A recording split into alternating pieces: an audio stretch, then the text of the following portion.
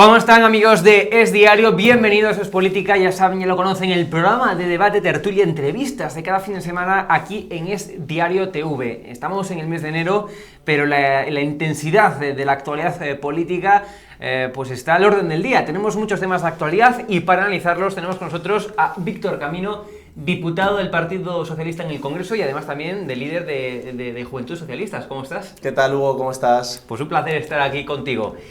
Como decía, mucha actualidad política, estáis sin parar los diputados ya, ¿no? A pesar de que estemos en enero. Nunca paramos, hay un falso mito sobre claro, el mes de enero, el trabajo de los diputados. Claro, pero... esto, coméntame, antes de empezar, digamos, en materia política, el mes de enero siempre se dice que es un mes inhábil. Pero entonces, ¿eso significa que los diputados no trabajáis o qué hacéis el mes de enero? Al revés, hay una barbaridad de reuniones. Yo ahora me acabo de reunir, bueno, estos días con gente, colectivos internacionales. También he estado mucho en Valencia y bueno, estuve visitando los municipios de la Dana, cosa que es importante para también traducir esas demandas en iniciativas. Por eso hay un falso mito que hay que tumbar, porque realmente los diputados y las diputadas hacemos mucho trabajo y invito a quien dude que se venga con nosotros, que esté 24 horas, que yo creo que romperá muchos esquemas. Bueno, trabajáis y también nos hacéis trabajar los periodistas, con lo Sí, cual sí. ambas cosas, ¿no? Trabajáis y nos hacéis trabajar. En todo caso, comenzamos ya en materia política.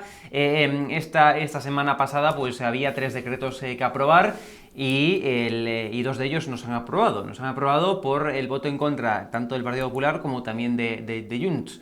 ¿Qué ha pasado, diputado? Bueno, pues que el Partido Popular quiere castigar al Partido Socialista, quiere tumbar al Partido Socialista, y cuando cree que tumba al Partido Socialista, en realidad lo que hace es tumbar las expectativas de la ciudadanía. Es decir, para que nos hagamos una idea y para ir al grano, porque la gente quiere también que le expliquemos qué pasará a partir de cuando ya entre en vigor esa derogación del decreto. Un estudiante en Sevilla o en Valencia va a pasar a pagar al mes 77 euros más. Familias van a pasar a pagar entre todas las unidades familiares 500 euros más para generar esa movilidad que les lleva a sus puestos de trabajo o a sus centros de formación. Por eso es indispensable decirles que lo que se vota en el Congreso, que parece que sea un gallinero a veces a la hora de discusiones, afecta a su bolsillo y afecta a su día a día. Y aquí está el modelo del Partido Socialista, que es mejorar las condiciones de transporte público, mejorar las pensiones y la dignidad de nuestros mayores. Y el modelo del Partido Popular, que intenta vincularlo a un castigo al Partido Socialista, pero realmente es su modelo, porque con ellos el transporte público era más caro y porque con ellos las pensiones subieron 0,25 euros en 5 años, cuando ahora mismo hay subidas de hasta 400 euros en las pensiones. Pero hasta donde yo sé, diputado, Alberto Núñez Feijóo es líder del PP, no líder de Junts también. Junts también ha sido un partido político que votó en contra de esos de 2 de los 3 decretos, concretamente. Sí, aquí hay que también valorar que la mayoría parlamentaria, la aritmética parlamentaria es complicada, pero también cada partido político, cada formación política tiene que explicarse. Ayer había una concentración a las puertas de Junts por lo que ha pasado. Va a haber movilizaciones el 2 de febrero pues convocadas por agentes sociales, en este caso por comisiones obreras y UGT, y por eso pues hay que explicarle a la ciudadanía que hombre, que esto no es una declaración, un exabrupto en el Congreso o en la tribuna del Congreso de los Diputados, que detrás de cada trabajo de convalidación de decretos o del gobierno que acuerda mejorar la vida de la gente, no puede haber un no permanente por parte del Partido Popular. Un Partido Popular que, si por ejemplo hubiera habido en esos reales decretos una bajada de impuestos a los ricos, te aseguro yo, Hugo, que hubiera votado a favor, porque nunca se equivoca. Cuando se trata de proteger a las clases trabajadoras o a las clases más pudientes, el Partido Popular nunca se equivoca.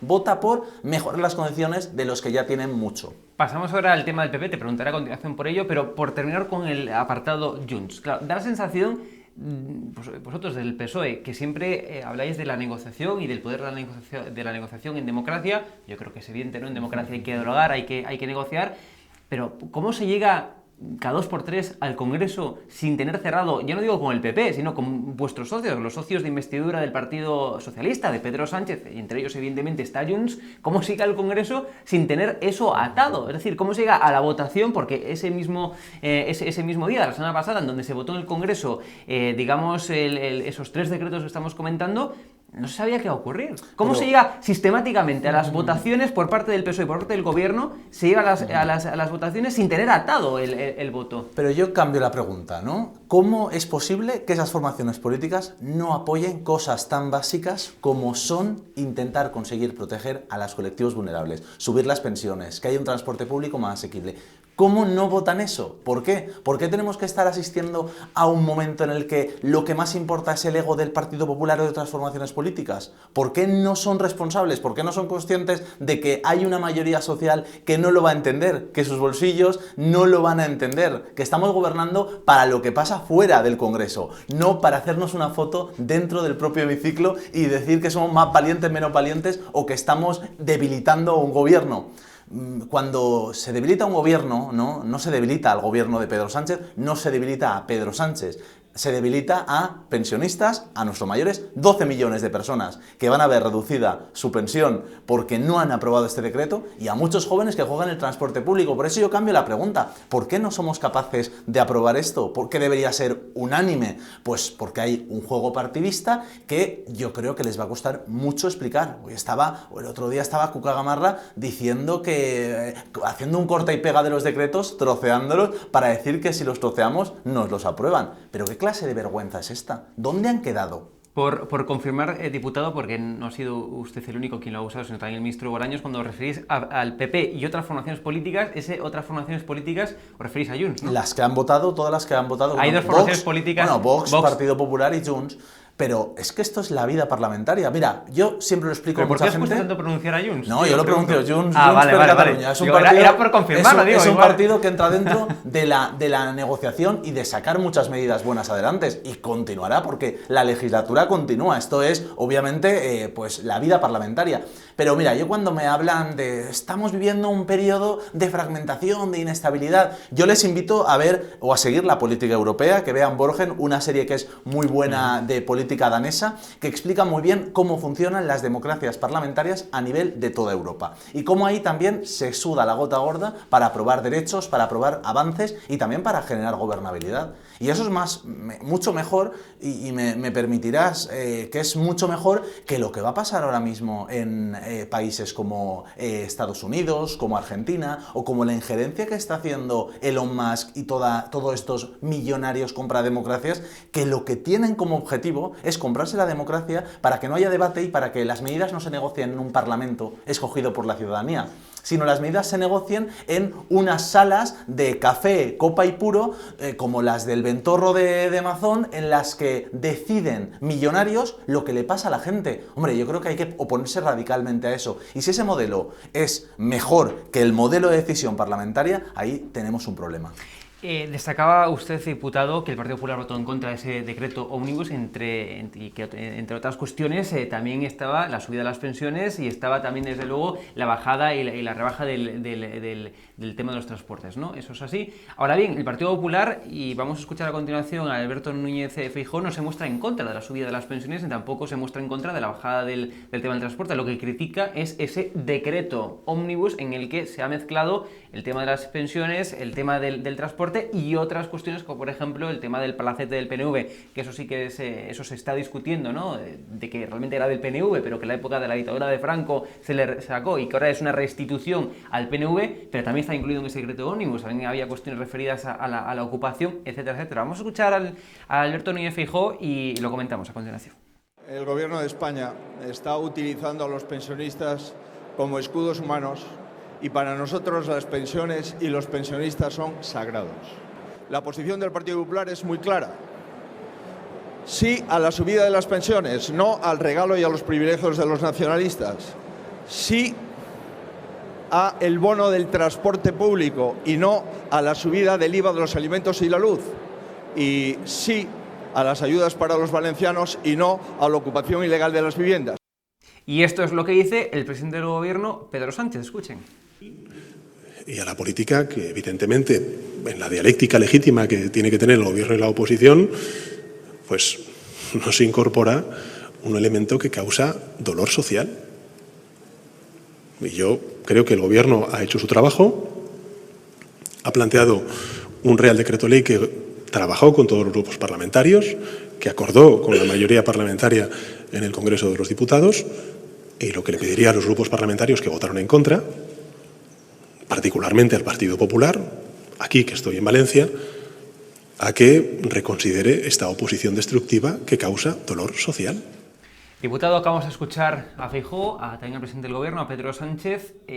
Aquí la cuestión también está en el decreto, en la figura del decreto ómnibus, que juntan varias cuestiones. ¿Cree usted, le pregunto, que para poder subir las pensiones, para poder bajar el transporte, quizás no hubiera sido mejor ponerlas, digamos, en un paquete aparte y no dentro del paquete ómnibus?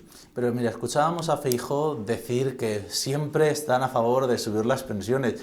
Es que en campaña electoral de 2023, en una entrevista muy complicada para el señor Feijóo, se le cayó la careta. Han votado en contra de revalorizar las pensiones una barbaridad de veces, y eso la gente lo sabe, los pensionistas y las pensionistas saben perfectamente. Por eso están engañando, porque en el Real Decreto Omnibus, donde iban todas las medidas, no se habla tampoco de ninguna subida de IVA, eso se lo han inventado, o no se protege en ningún caso la ocupación, simplemente se continúa el escudo social que mantuvimos desde las consecuencias de la guerra de Ucrania, para que haya también una garantía a inquilinos, pero también para esos propietarios, o sea, para esos propietarios que están albergando a gente que está en una situación muy complicada, colectivos vulnerables. Por eso no juegue, o que la derecha en este caso, no juegue con el dolor ajeno, con el dolor de pensionistas que lo tuvieron muy difícil cuando gobernaba Mariano Rajoy, y también con el dolor de esas personas que necesitan la ayuda de los gobiernos. A mí me sorprende que el señor Núñez Feijóo vaya hoy a Fitur y que diga que están a favor de los pensionistas, de los jóvenes, de todo el mundo, cuando realmente, cuando ellos están en el gobierno, hacen todo lo contrario. Yo me acordaba, ahora que escuchaba al presidente del gobierno, Pedro Sánchez, hablar del dolor social, de los viernes negros en los que Mariano Rajoy aprobaba una serie de medidas que atentaban directamente contra los proyectos de vida de la clase trabajadora. Por eso es fundamental que la ciudadanía interprete. Yo creo, voy a hacer, por resumir un poco, lo que va a interpretar la ciudadanía. La ciudadanía interpreta que el Partido Popular, para sacar provecho y para intentar sacar rédito político, quiere tumbar todo lo que plantea el gobierno, no porque sea bueno o malo, sino porque es el gobierno de Pedro Sánchez y es el gobierno socialista. Y como no soportan que gobernemos los socialistas, el que pueda hacer que haga, que lo dijo Aznar, el que pueda hacer que haga, ¿ellos qué van a hacer? Van a justificar cualquier tipo de medida para intentar tumbárnosla y también tumbar las esperanzas de los ciudadanos y de las ciudadanas. Y ya para terminar, hay una cosa también muy importante. Hace 1 año y medio estábamos hablando de la amnistía. ¿Dónde está la amnistía? ¿Dónde está ese relato político en el que el Partido Popular habla de todo menos de las cosas importantes para la ciudadanía? ¿Dónde están las críticas a la economía? Cuando somos una de las mejores economías de Europa y del mundo, estamos generando empleo y creciendo al 3%. En Davos el otro día, personas de todas las ideologías, de derechas, de izquierdas, hablaban de España como referente. ¿Por qué no habla Feijóo de eso? Porque sabe perfectamente que no es presidente, no porque Feijóo no quiera. No es presidente porque España funciona, España va bien, y lo que no va bien son las expectativas del Partido Popular. Aquí, desde luego, tanto en cuanto al tema de las pensiones, también hay una guerra de relato político, y veremos al final quién acaba posicionando mejor su relato en la opinión pública, ¿no? Veremos, que yo creo que también lo tiene bastante complicado el Partido Popular en ese sentido, pero vuelvo a lo mismo. Decreto, figura del decreto ómnibus, el juntar todo, me parece una cuestión importante porque es algo que se ve de forma recurrente. Es decir, cuestiones básicas y troncales, como el tema de las pensiones, que creo que hay que subirlas y que hay que protegerlas, y cuestiones básicas como el tema del transporte, ¿no hubiera sido mejor, pregunto, a tenor de lo sucedido, no hay un mínimo de autocrítica? Es decir, haber separado esas dos cuestiones que son básicas, y yo creo que al final alcanzarían pues una mayoría dentro del Congreso, y seguro que se aprobaría, incluso hasta con el voto favorable de Junts. ¿No hubiera sido mejor apartar eso? Mira, esas dos cuestiones. Hay siempre una excusa, ¿no? El Partido Popular encuentra siempre la excusa para justificar lo que han hecho, que lo que han hecho es una equivocación, y lo saben perfectamente, y ahora por eso salen directamente a decir o a justificarse, no, es que nosotros estamos a favor, que lo hubieran votado. Estaba todo metido. Pero igual no están a favor de lo del palacete, del PNV Es que famoso. eso, pero es que eso no, es que lo del palacete del PNV famoso es otra excusa, pero encima Pero igual están muy en contra barata. de verdad, diputado. Pues están en contra. Igual están en contra de verdad. Yo no creo que estén en Pues tienen que creo votar a estén en favor de contra. una cosa de la que están en contra cuando hay dos que sí que están a favor. Pues yo no creo que estén en contra. Están en contra únicamente de todo lo que haga el gobierno porque lo hace el gobierno socialista y ellos no están en el gobierno. Es una pataleta. Es muy infantil, ¿eh? Es como me enfado y no respiro. Es que Feijóo está en una actitud que va al Congreso y es me enfado y no respiro. Teresa Rivera es lo máximo de la Unión Europea a nivel de España, ¿no? Y se enfada y no respira y lo quiere boicotear. España crece al 3%, genera puestos de trabajo y somos una de las economías mejores valoradas. Y Pedro Sánchez está prestigiado en el extranjero. Pues Feijóo se enfada y no respira y va corriendo a pedirle una foto a Ursula von der Leyen, que Ursula von der Leyen, que es del Grupo Popular Europeo, parece que tiene más afinidad con el Partido Socialista y con Pedro Sánchez que con el propio líder del Partido Popular. Y luego vemos a Ayuso también diciendo que, bueno, intentando ahora no vamos a... Ayuso haciendo un contraprograma al Partido Popular. Aquí también Mazón intentando salvarse de sí mismo y Feijóo apoyándole y ligándose a su futuro. Es que es... De verdad, yo cuando lo veo desde fuera, pienso que la ciudadanía piensa que el Partido Popular le está tomando el pelo y que Feijóo no acaba de arrancar. Y como Feijóo no acaba de arrancar, en el Partido Popular cuando dan muchos aplausos, significa que te va a ir mal. Se los dieron a Casado y ya vimos cómo terminó la vida política de Casado. Con lo cual, dejamos de este primer bloque dos titulares. Ustedes han negociado bien con Junts. Parece, ¿no? Esta semana, ¿no? Esta semana pasada, pero Junts ha querido votar en contra. Ese es un titular que podemos dejar. El otro es que Feijóo busca eso como excusa el decreto ómnibus y que tampoco hay que hacer mucha autocrítica con esto del decreto ómnibus, ¿no? Porque lo hubieran podido votar y era lo mismo que plantean. Ahora lo que pasa es que lo trocean para dar una imagen de que ellos vienen a salvar la patria. Hombre, la patria se salva de ellos, porque sabe perfectamente que cuando nos toque volver a las urnas, ¿no? Que será, espero, en 2027, la gente sabrá qué modelo hay. El modelo de bajar las pensiones, de bajar el bono transporte y de también bajar todas las condiciones de vida de la clase trabajadora, o un modelo que es el que representa el Partido Socialista, un modelo en el que la clase trabajadora también puede llegar a tener esos beneficios del crecimiento económico. Y por eso el modelo está ahí. Esto no es una cuestión tampoco, diríamos, que se pueda discutir. El decreto Omnibus tiene lo que tiene y trocearlo, separarlo, significa intentar dar una imagen de que el gobierno acierta o se equivoca. Yo creo que el gobierno ha acertado y que la gente va a sufrir las medidas o las consecuencias de las medidas o las decisiones del Partido Popular por una cuestión de frustración personal y de infantilismo. Esto decía el ministro Óscar López sobre el juez Peinado, sobre también toda la investigación que se cierra sobre el fiscal general del Estado. Escuchen. De acuerdo en que quien ha cometido un delito debe pagar por lo que ha hecho. Absolutamente. Y que si el Tribunal Supremo estableciera que el fiscal general del Estado ha sido responsable de la comisión de un delito, de lo que sea, de revelación de secretos, tiene que pagar por haberlo hecho. Lo que pasa es que, es mi opinión, déjame, una vez más estamos en el terreno de la opinión, que afortunadamente es libre en este país. Es que yo creo que está demostrado lo contrario. Pero es mi opinión. Yo creo que está demostrado lo contrario. Es más, yo creo que ha habido compañeros suyos de profesión, por cierto, dignísimos compañeros suyos de una profesión dignísima como es el periodismo, que por cierto está siendo amenazada por pseudomedios y por... Sí, por supuesto que sí, que está siendo amenazada. Gente muy digna de su profesión ha dicho bien claro, delante del juez, que tenían eso mucho antes de que se produjera esa filtración. Mucho antes incluso de que lo tuviera el fiscal han llegado a firmar. Antes de que lo tuviera el fiscal han llegado a firmar. Y esas declaraciones no se han tenido en cuenta. Pero lo han dicho ellos, periodistas libres, de un país libre como es España. El juez verá lo que decide, pues ¿no? El juez verá, pero entenderá que yo puedo tener mi opinión. Sí, no, claro que pero sobre todo, me verá usted, no sé cuántas veces me va a llamar. Yo estoy encantado de venir todas las veces que haga falta. Y además también tenemos otras declaraciones del ministro Óscar López llamando, tildando, mejor dicho, de prevaricador al juez Peinado. Escuchen. Por tanto, ahora está en manos del gobierno que sean revalorizadas. Por tanto, si estamos investigando una filtración, la pregunta es cómo ha llegado a esos 4 medios.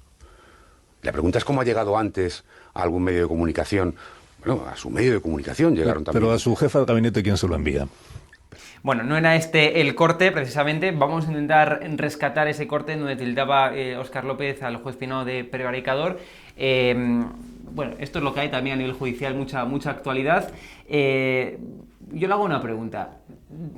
Teniendo en cuenta de que al final, bueno, pues los jueces son personas, desde luego que se pueden equivocar, que pueden tener su ideología, pregunto, el ministro Óscar López es al final el Poder Ejecutivo también, como miembro del Gobierno, evidentemente. El propio Sánchez es Poder Ejecutivo, como presidente del Gobierno. Todos los ministros son al final conforman ese Poder Ejecutivo. ¿Creen que por mucho que piensen y tengan la opinión, como decía Óscar López, ¿no?, de que puede llegar a estar prevaricando un juez o puede llegar a estar, haciendo una instrucción, por ejemplo, pensando o sin alejar su ideología, quizás estamos viendo un choque entre poderes, digamos, del Poder Ejecutivo contra el Poder Judicial? Por mucho que lo piensen, por mucho que tengan esa opinión, quizás no tendrían que callarse para no enfrentar a dos poderes del Estado. Es la pregunta que se puede hacer. Bueno, aquí vemos en el caso del fiscal general que no es el caso del fiscal general, es el caso del novio de Ayuso, de una persona que ha cometido un delito, que lo ha pactado con la Fiscalía y que el novio de Ayuso reconoce que es un delincuente confeso en ese caso. Entonces, como realmente es el novio de Ayuso, una persona muy protegida por el entorno de la derecha y también con mucha expectativa, pues el que puede hacer, hace. Y el que puede hacer, hace, significa que todos los poderes intentan generar una cortina de humo para hablar de la filtración. Hombre, la filtración, estamos viendo diariamente cómo se filtran declaraciones de procesos judiciales que deberían estar protegidos. Y ahí nadie dice nada, y ahí nadie investiga nada. ¿Pero esto por qué lo investigan? Porque el dedo y la luna, ¿no? El dedo es el fiscal general y la luna es el novio de Ayuso. ¿Y qué pasa con la presidenta de la Comunidad de Madrid? ¿Se ha estado beneficiando la presidenta de la Comunidad de Madrid de los negocios millonarios que ha hecho su pareja? ¿Viven en un piso de 2 millones de euros en el centro de Madrid gracias a esa defraudación que ha cometido y ha confesado el novio de Ayuso? Eso es donde tenemos que estar. Pero como son personas poderosas, porque tienen también el Grupo Quirón y tienen también a buenas empresas protegiéndoles, ahí todos se esfuerzan a intentar adornarlo y también enmarcarlo en una cuestión del fiscal general y del sanchismo y de que vivimos en un país de pandereta. No, hombre, aquí el Poder Judicial tiene sus cosas, pero España es un Estado de Derecho. Ahora bien, cuando vemos que hay jueces que claramente están utilizando una estrategia en la que benefician a determinados poderes, en este caso a la presidenta Ayuso y a su pareja, a su novio, ahí tenemos que ver algo raro. Pero ¿cómo se compagina ese argumento con el tema del respeto a la justicia? Insisto, por mucho que opinen ustedes eso, por mucho que lo puedan decir, evidentemente, porque estamos en un Estado de Derecho donde hay libertad de expresión, pero es que al final son poderes.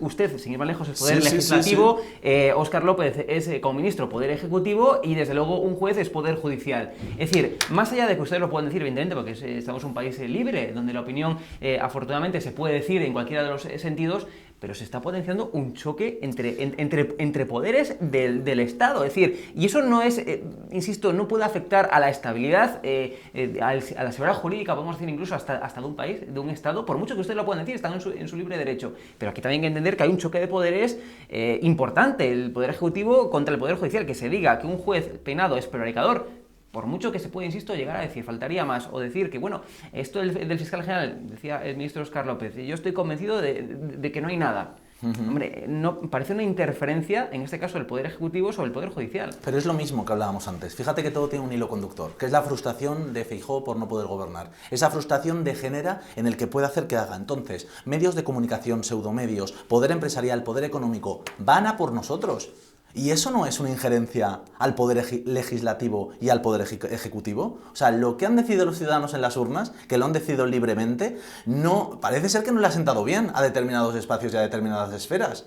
¿Qué ocurre cuando no les ha sentado bien? Que atacan, y obviamente el juez Peinado está haciendo una investigación prospectiva, porque yo estoy seguro que el juez Peinado en algunas ocasiones llega a su casa o a algunos entornos de la derecha y de repente se mira al espejo y dice: joder, qué bien lo has hecho, estás marcando la agenda política y judicial para atacar al presidente del gobierno. Es lo que le habían mandado, es lo que le habían mandatado, igual no directamente, ¿eh? Yo no voy a tildar de prevaricador a nadie. Ahora bien, sí que voy a decir que hay una instrucción dada, y el que quiera hacer que la haga, el que pueda hacer que haga, que es intentar acabar con este gobierno y desmoralizarnos. En una batalla completamente psicológica en la que no se habla de la vida o del proyecto de nuestros abuelos y de nuestras abuelas que tienen que también llegar a fin de mes con esa pensión revalorizada. No se habla de los jóvenes y de las jóvenes, de las becas que tienen también para hacer su proyecto de vida y para poder incorporarse al mercado laboral. A un mercado laboral, por cierto, en el que los jóvenes de menos de 25 años tienen una posición ahora mismo privilegiada, con el menor paro de la historia, con condiciones más dignas gracias a la reforma laboral. ¿Por qué no se habla de eso? ¿Por qué se habla de Begoña, el juez Peinado, el fiscal general? ¿Eso a quién le importa? ¿Por qué se habla de Puigdemont, de Junts? No. A la gente le importa su vida. La actualidad política por también. supuesto. Los periodistas tenemos que hablar también de todo, desde luego de lo de Puigdemont, evidentemente, también de todas las investigaciones judiciales que hay en ciernes, que luego estamos en un Estado de Derecho, ojo, presunción de inocencia siempre, faltaría más. Por supuesto. Y respetar la acción judicial también yo creo que es importante. Pero un poco lo que usted describe parece que está dando a entender que en España existe lawfare. En España existe una injerencia que es lo que decías, cada juez o cada jueza tiene su perspectiva, tiene su posición y es normal, pero aquí yo no hablo de lawfare directamente, pero sí que hablo de una consigna. El 23 de julio el Partido Socialista puede volver a gobernar España, que es lo que ocurrió finalmente, y por lo tanto esa frustración se tiene que manifestar. Y esto ya es como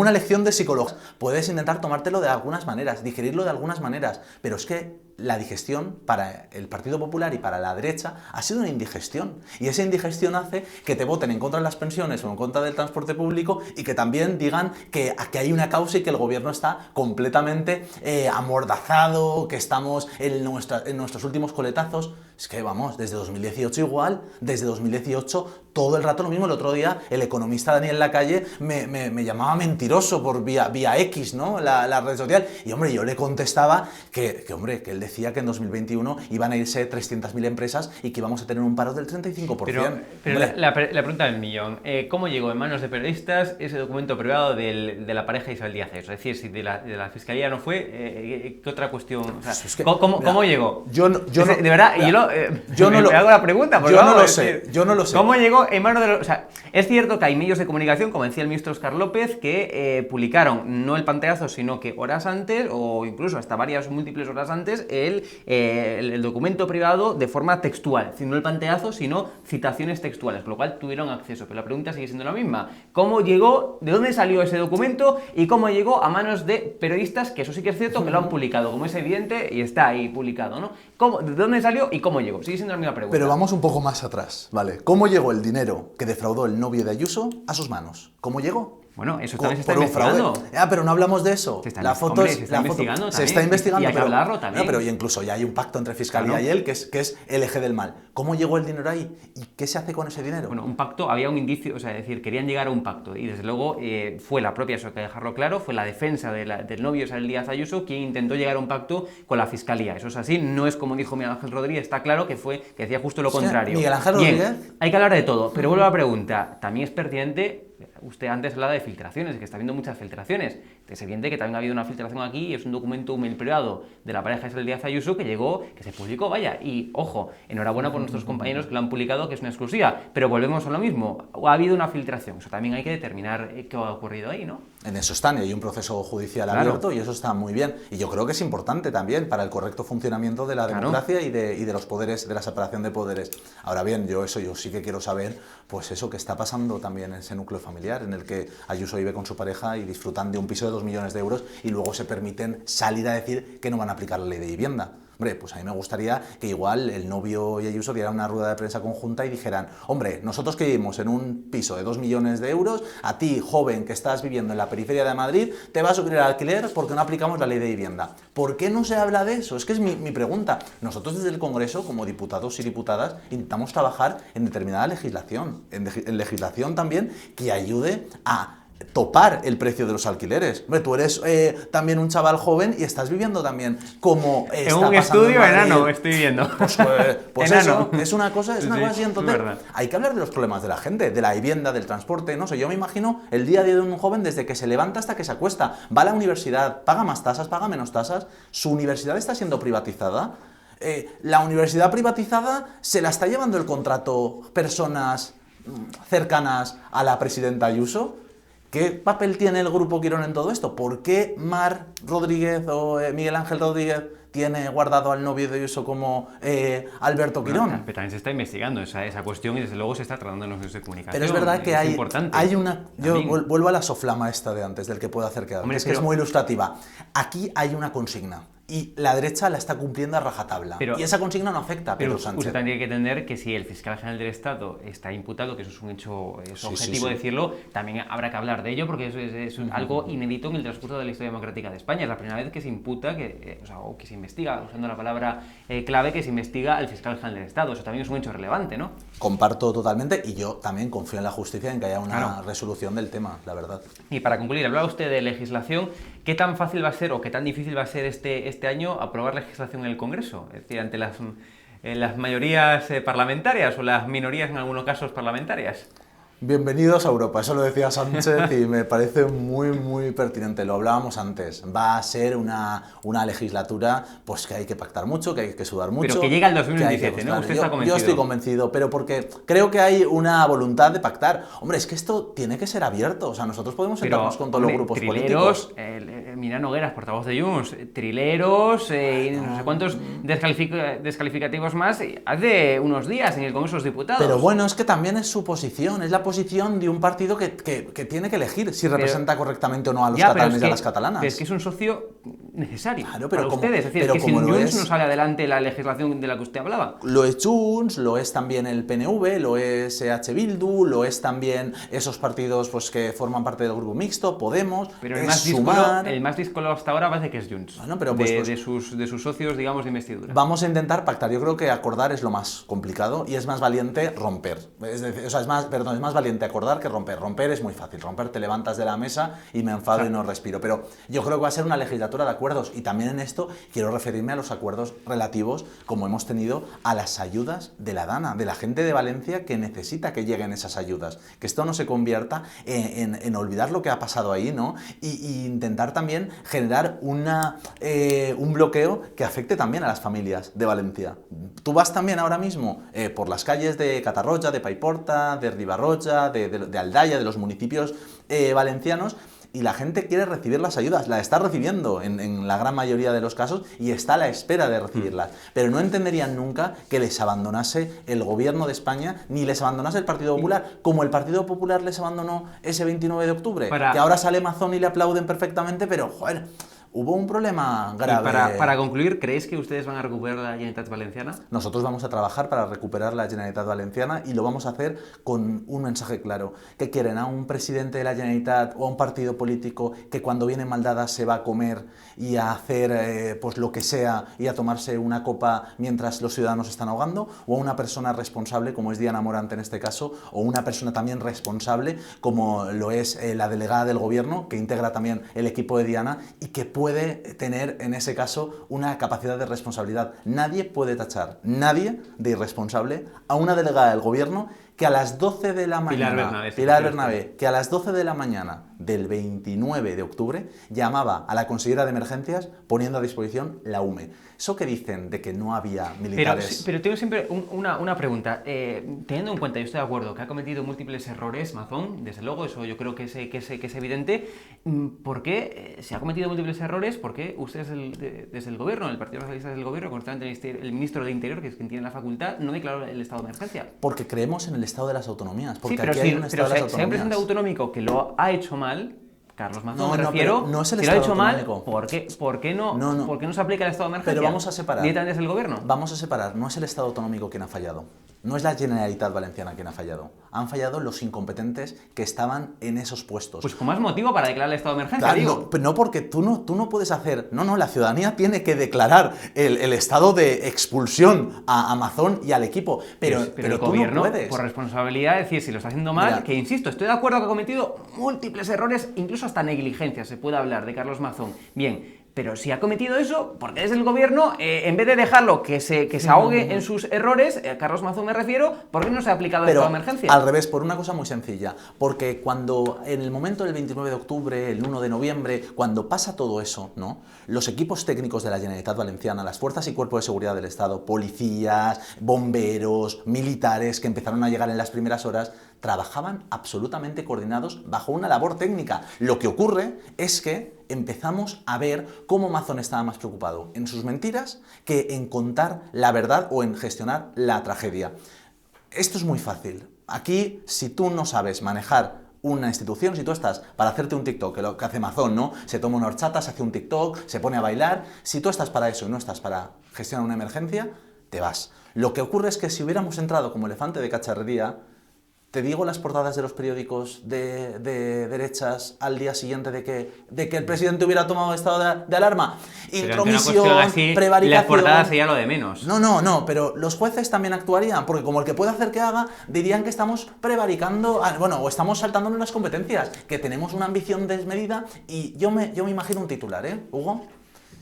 Pedro Sánchez coloniza la Generalitat Valenciana. Sí, es posible. Quedaría muy bien. Pues, pero seguramente que no se ahorrarían problemas. No se hubieran ahorrado problemas porque el gobierno de España, desde de las primeras horas se rescataron a 3.000 personas que estaban al borde de la muerte, fruto de lo que había pasado. Hay 224 víctimas, que es un gran palo y una herida muy grave para la comunidad valenciana. Pero esas 3.000 que se rescataron son un orgullo para las fuerzas y cuerpo de seguridad del Estado. Por eso nosotros hemos planteado, estamos trabajando, esperemos que salga a buen puerto, una declaración institucional desde el Congreso para reconocer a los jóvenes y a las jóvenes que han estado integrados en equipos que desde lo público han salvado vidas en las primeras horas, pero que ahora también hay muchos jóvenes y muchas jóvenes que, aparte de voluntarios y voluntarias, trabajan en administraciones públicas tramitando ayudas para que lleguen, comiéndose la cabeza y haciendo más horas que un reloj. Esas personas son del Gobierno de España, de la Generalitat, son especialistas técnicos, por eso ellos no fallan.